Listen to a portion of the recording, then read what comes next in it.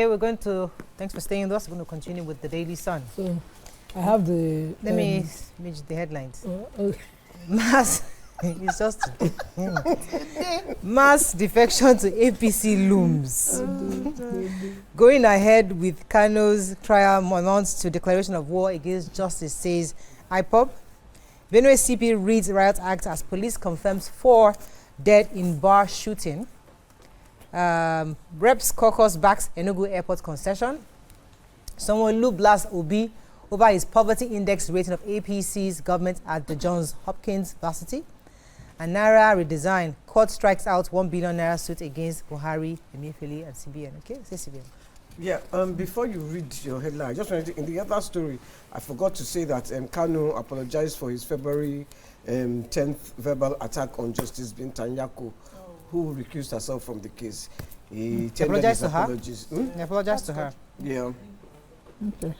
Okay, so I have the Naira redesign story. So the court has struck out the 1 billion Naira suit against former President Buhari and former CBN Governor Emefiele and the CBN. So this Abuja division of the Federal High Court struck this case out against the parties I mentioned earlier over the hardship that followed the Naira redesign in 2023. This case was brought by, allow me to use the word, the repentant busybody, Usman Issa Tochukwu, on the grounds of lack of diligent prosecution. So what he did was that he filed this matter, left it in court. The parties in defense were coming to court, but he never showed up. And so the defense team brought it to the knowledge of the court that he has not ever been in court. And the court saw reasons why they should strike it out. But the court also left it open that whenever he is ready to show seriousness, he should be able to come back and refile the matter. Since 2023 that he filed this matter for 1 billion Naira, claiming 1 billion Naira damages against the defendant. He also demanded perpetual injunction against President Buhari to restrain them from withholding the old 200 Naira, the old 500 Naira, and the old 1,000 Naira. And he also demanded that he compel them to tender a public apology in 2 major newspapers. Yet, he did not come and prosecute the matter. Well. Yes, so the Benue State Police Command has confirmed that 4 persons were killed in Sunday shooting at a bar in Makurdi in Benue State capital. They also said the new State Commissioner of Police, Enemari Ifeanyi, has warned that he will not tolerate any act of crime and criminality in the state under his watch.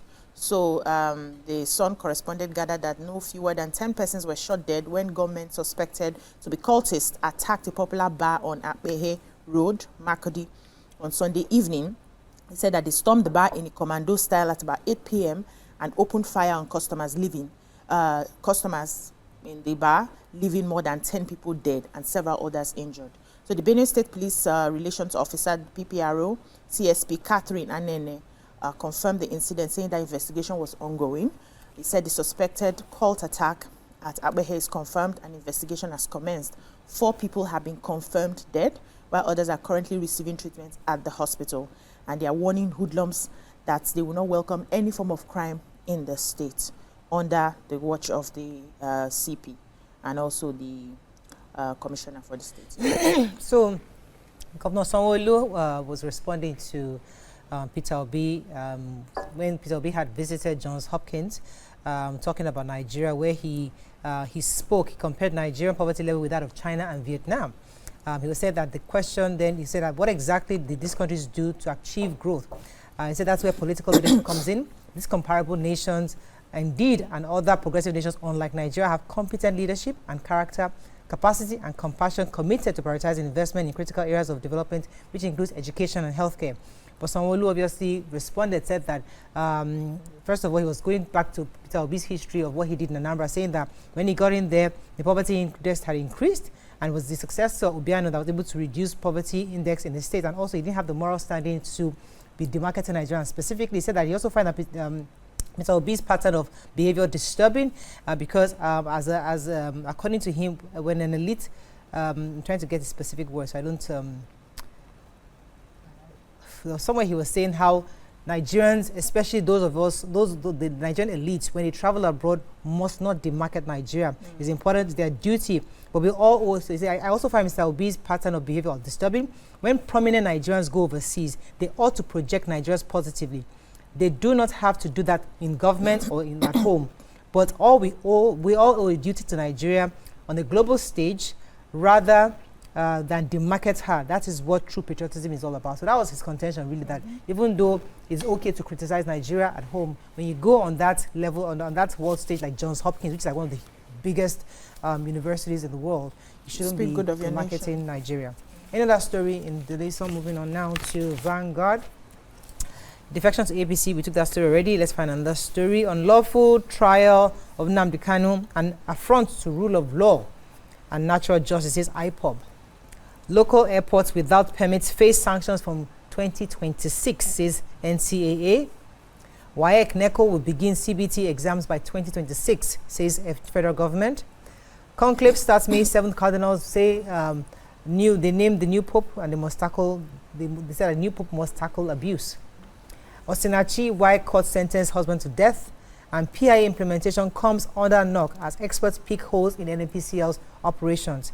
Which story are we starting with? Okay, so I have the local airports without permits will face sanctions from the NCA in 2026. So the NCA at the airstrip owners, operators, stakeholders engagement program in Lagos yesterday announced that out of the 92 airstrip across the country, only a few of them have full permit to operate. And they said starting from January 1st, 2026, they will start to face sanctions if they do not meet up to the required permit. So the NCA, that's the Nigerian Civil Aviation Authority, has notified the Federal Airports Authority of Nigeria that all local airports under its management without this would also fall under the sanctions. So there are a total of 92 airstrips within the country. 68 of them are federal government airstrips. Managed by the Ministry of Aviation and Aerospace Development. 24 belong to individuals and private organizations, and this brings for the need for them to regulate it. And I hope that it is done thoroughly. The Director of Aerodrome and Airspace Standards, DAS Engineer Godwin Balang, was the one who disclosed this after the program. Okay, so the Minister of Education, Dr. Tunji Alausa, has said the West African Examinations Council, that's WAEC, and the National Examinations Council, NECO, will start conducting their objective papers in 2025 examinations through computer-based tests, that's the CBT. He disclosed this after undertaking a tour of some CBT centers in Buhari, Abuja. Yesterday, also embarked on real-time monitoring of the Joint Admissions and Matriculation Board's digital control room in the area. So he said by May-June 2026, both objective and essay components of WAEC and NECO examinations will be fully computer-based. He said, we are determined to eliminate examination malpractices by ensuring all exams, including practical and essay papers, migrate to CBT. If JAMB can successfully administer CBT exams for over 2.2 million candidates, then WAEC and NECO can also do the same. So he said that a committee led by JAMB registrar, that's Professor Ishak Oloyede, was currently auditing Nigeria's examination processes and their findings, which were expected by the end of next month. And it says this will guide future reforms across all levels of education, that he was happy with everything that is going on with the UTME examinations as well. So it's basically everything is going to be put into CBTs. Many schools, even private schools, are already preparing their students for CBTs so that everything is just computerized. Okay. Yeah. Mike, Osinachi? The court sentenced her Osinachi's husband, Peter Nwachukwu. He was prosecuted on a 23-count charge. The prosecution had 17 witnesses, 2 of whom were her children, and then he had 4 witnesses, including himself, but the court found him guilty on most of the charges. They imposed a 500,000 fine, a 200,000 fine on him with respect to 6 and 7. He was sentenced to 2 years on another charge.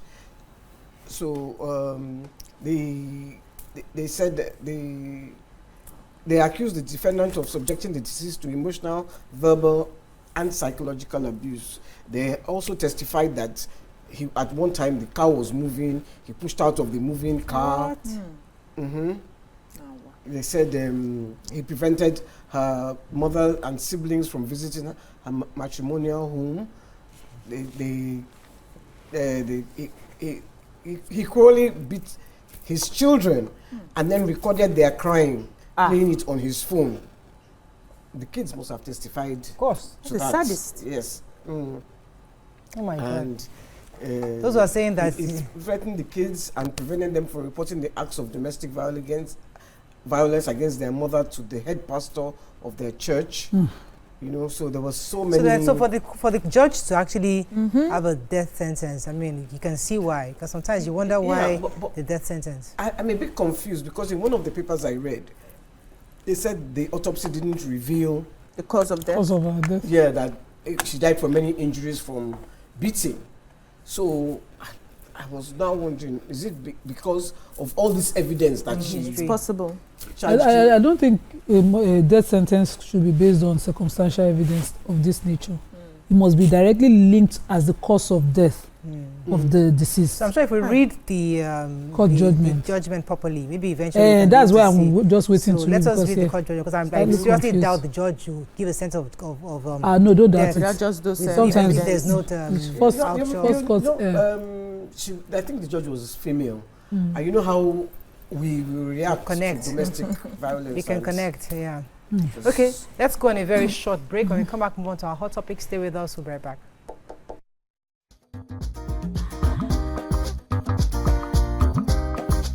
Stay tuned. Your View will be right back.